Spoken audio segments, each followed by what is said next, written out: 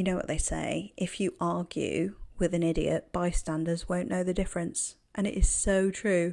Because if somebody is just dead set on being a twat and staying being a twat, they can't see that two truths exist at the same time. They can't see that there is another experience happening. They want to be right. And people who want to be right erase the possibility for connection. And what happens is when somebody is like this, it feels really bad. And so what you'll tend to do is then try to be right about your experience. Try to prove that what you're feeling is true. Try to explain, try to make sense of, try to tell them again and again and again. And before you know it, you're doing exactly what they're doing, which is trying to be right. And when two people are trying to be right, there is no possibility for connection. And sometimes I think the best thing that you can do when you're in a situation with somebody like this is just let them have it. Like, let them think what they want. Let them be wrong about you. Let them judge you. Let them see you as, I don't know, problematic in some way. It feels horrible. But once you kind of get over the hump of like that being hard because you've had other experiences in your life, other people in your life who don't do that, who do see you, who do validate you, who do help you to make sense of the way you feel, who don't make you feel unsafe emotionally, then you can just let people be as they are and not take it so personally. So this is one of the things that I'm telling you this because I have been learning this massively in a big way with certain people in my life who I've always over-explained myself to. I've always tried to get them to understand me. I've always tried to get them on my side. I've always tried to get connection. And in my mind, connection is when two people sit down and listen to the other person's experience without raising their voice, without getting angry, without, any kind of I'm right and you're wrong, just listening to each other's experience. And that feels really safe when that happens, and that breeds connection, right? It's like the ideal scenario for healthy relationships to grow. And sometimes it doesn't happen because people are really, really defensive. But when somebody's like always defensive, they always want to be right, then they can belittle your experience and it turns into gaslighting. It turns into this kind of toxic back and forth. And before you know it, you're behaving in a survival way that is literally like your inner child saying, I don't feel safe, I don't feel safe, I don't feel safe. I want to be seen. Please see me. If you don't see me, I feel like I'm going to die. That's what it feels like. That's what it felt like for me. And recently I've kind of got to the point with a few people in my life, a couple of people, where I'm just like, yeah, and I just wait for it to end. I'm like, I just don't take it on. Don't try and explain myself. Don't try and get them to see my point of view. Don't try again, because I know that it will only end in some kind of, batting me down. I'm just not doing it.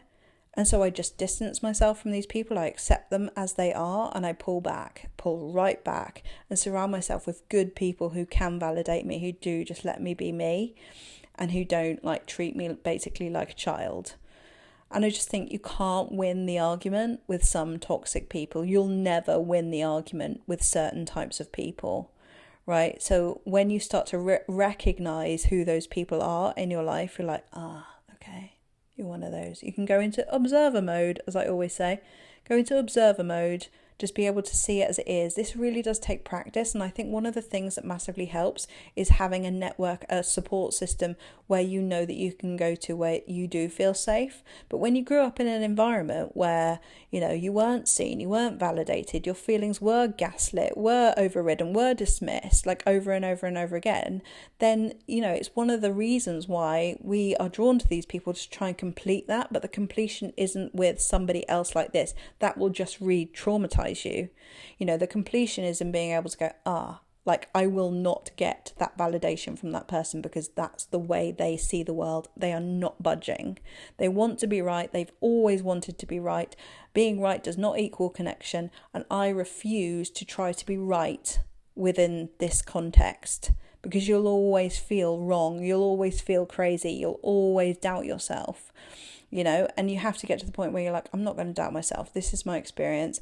I can see that, you know, like, for example, there's someone in my life at the moment who, you know, my whole life has basically questioned me, talked to me in a kind of abrasive way. And I just now do listen to it, and sometimes there's good points. There's sometimes things that I can actually learn from, but I don't want to be in the environment where I'm being constantly, you know, told how to act and how to think and how to feel and what's right and what's wrong. Like, that is just too much. It takes away all of my autonomy. So I just go,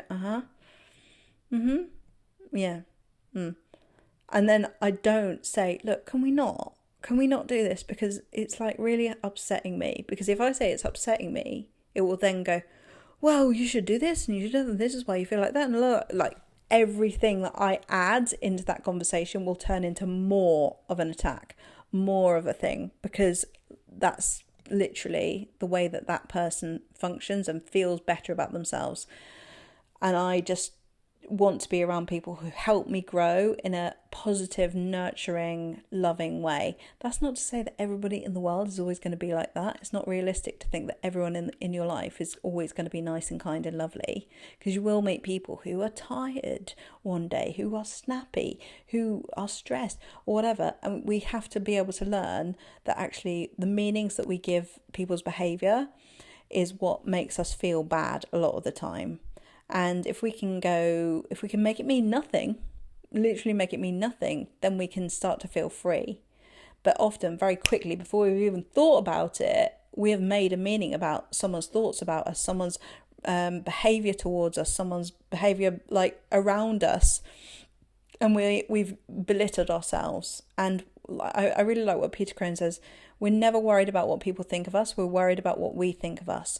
And like I say, whenever you grew up in an environment where you didn't get that mirroring of you're good enough, we love you, you're supported, you're lovable, you're wanted, then you'll always look for it. And this is where we got to interrupt the pattern.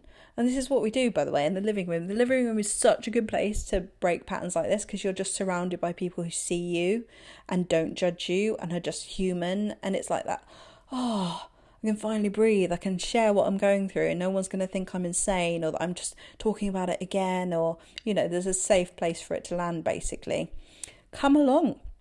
So it's a 7-day free trial at the moment. So you can get 7 days, experience it and see what you think. And if you don't like it, you can not carry on. But if you do like it, we'd love to have you there. It's such a nice, small space at the corner of the internet that nobody really knows about right now. Because everybody's kind of on the edge, like, shall I join the living room? Shall I not join the living room? Join it! You have literally nothing to lose. And it's awesome. I'd love to meet you.